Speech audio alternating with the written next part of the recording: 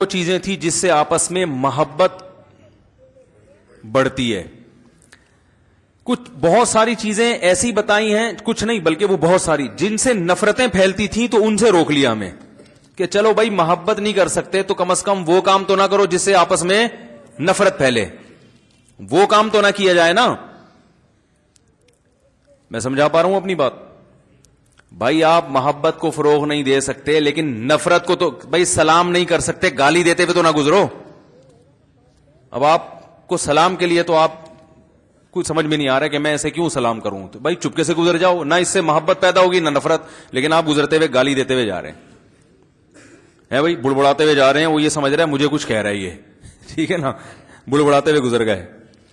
الو بولا الو کا اور نکل گئے آگے. اب وہ سمجھ رہے شاید جملہ ادھورا رہ گیا ان کا, تو مجھے کہہ رہے تھے وہ, اس سے کیا ہوگا, بدگمانی پھیلے گی, نفرت پھیلے گی. تو آپ صلی اللہ علیہ وسلم نے اس کام سے بھی منع کیا جس سے آپس میں نفرت پھیلتی ہے, اور قرآن میں تو اس کو بہت وضاحت سے اللہ نے بیان کیا ہے. لیکن افسوس ہمیں اس پر ہے کہ جن چیزوں کو قرآن نے اتنی ڈیٹیل میں بیان کر دیا ہم اس پر بھی عمل نہیں کرتے. مثلا سورہ حجرات میں تو پوری سورہ حجرات ہے ہی اسی پر, سارے وہ احکام بیان کیے گئے ہیں جن سے آپس میں نفرت پھیلتی ہے.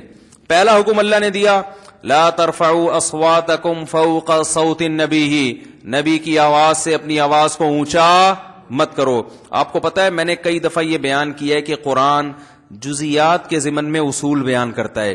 یعنی یہ ایک جزیہ کہ نبی کی آواز سے اونچی آواز نہ کرو, تو مراد کیا ہے, کیوں نبی صلی اللہ علیہ وسلم تمہیں دین سکھا رہے ہیں نا, ان کا مقام ان کا رتبہ بڑا ہے, تو جس کا بھی رتبہ معاشرے میں بڑا ہو, جو بھی دین سکھا رہا ہو, علم کی طرف منسوب ہو, اس کے مقابلے میں اپنی آواز اونچی مت کرو. آواز اونچی کا مطلب کیا ہے, بدتمیزی مت کرو اس کے ساتھ. اب جو علماء کے خلاف غلیظ کمنٹس اور گالیاں لکھ رہے ہوتے ہیں, وہ اس آیت کی دھریاں اڑا رہے ہیں کہ نہیں اڑا رہے؟ اس سے تو نفرت پھیلے گی نا معاشرے میں. تو اس آیت سے تمام علماء نے استدلال کیا ہے کہ اس میں علماء کا ادب, بولو بھائی, داخل ہے, کہ علماء کا ادب بھی آپ کو کرنا پڑے گا. نبی صلی اللہ علیہ وسلم دنیا سے چلے گئے, اب آپ کے بعد آپ کے وارث کون ہیں؟ تو علماء ہیں. ہاں یہ الگ بات ہے کہ نبی کے ساتھ نبی کی بے اکرامی کی سزا کچھ اور ہے, علماء کی بے اکرامی کی سزا کچھ اور ہے, وہ بہت زیادہ سنگین نوعیت کی ہے, لیکن یہ بھی کم نوعیت کا جرم نہیں ہے.